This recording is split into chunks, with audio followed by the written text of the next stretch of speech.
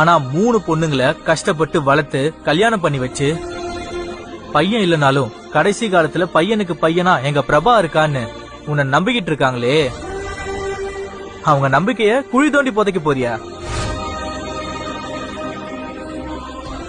உனக்கு என்ன, நீ போயிடுவ. ஆனா இதனால உன் 2 அக்காங்களோட நிம்மதியும் போயிடும். பரவாயில்லையா? ஏன்னா உனக்கு ஏதாவது ஒண்ணுன்னா அந்த குற்ற உணர்ச்சியிலேயே அவங்க செத்து போயிடுவாங்க பிரபா. அதுக்கப்புறம் நான் மட்டும் இருப்பேன் நினைச்சியா? சத்தியமா நான் இருக்க மாட்டேன் பிரபா. எதுக்கு விஜய்? என்னால எல்லாருக்குமே கஷ்டம்தான். வெற்று விஜய். பிரபா, இப்ப வரைக்கும் நீ சுத்தி வளைச்சு பேசுற விஷயத்த நான் நேராவே கேக்குறேன். அனாமிகா மாதிரி ஒரு கேடு கிட்ட ஜென்மத்தை உன்னால பார்க்க முடியுமா? அவளை பத்தி உனக்கு நல்லா தெரிஞ்சிருந்தோம் அவ சொல்றதெல்லாம் போய் நம்பி எப்படி உன்னால இந்த மாதிரி முடிவுக்கு வர முடிஞ்சது? ஐயோ, என்ன எனக்கு எப்படி தெரியும் பாக்குறியா? எனக்கு எல்லாமே தெரியும் பிரபா. அவ பேசினது, உனக்கு அனுப்பின போட்டோஸ் வீடியோஸ் எல்லாத்தையும் பார்த்துட்டேன். அவ உன்கிட்ட போன்ல பேசினான்னு உன் டைரியில எல்லாத்தையும் எழுதி வச்சிருக்கியே, அதையும் நான் பார்த்துட்டேன். ஒரு நிமிஷம் நீ இல்லனா என்ன ஆகும் யோசிச்சு பாரு. நாங்க எல்லாரும் அழுவோம், துக்கப்படுவோம். ஆனா அனாமிகா என்னோட வாழ்க்கையில திரும்பவும் வருவான்னு நான் எதிர்பார்க்கவே இல்ல பிரபா.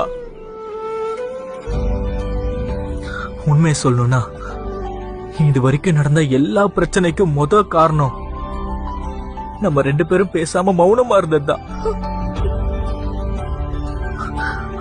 ஹாஸ்பிட்டல்ல நீ கத்தி குத்தி வாங்கி ரத்த வெள்ளத்துல கீழே விழுந்து கிடந்தப்போ என் உயிரை என்ன விட்டு போன மாதிரி இருந்துச்சு பிரபா. அவங்க யூட்ரஸ்ல சில பிரச்சனை இருக்கு. I'm sorry to say this. ஃபியூச்சர்ல அவங்களுக்கு குழந்தை பிறக்கிற வாய்ப்பு ரொம்ப கம்மிதான். ஒருவேளை அவங்க கன்சீவ் ஆனா அது பிரபாவுக்கு காம்ப்ளிகேட் ஆயிடும். உயிருக்கே கூட ஆபத்தாகலாம்.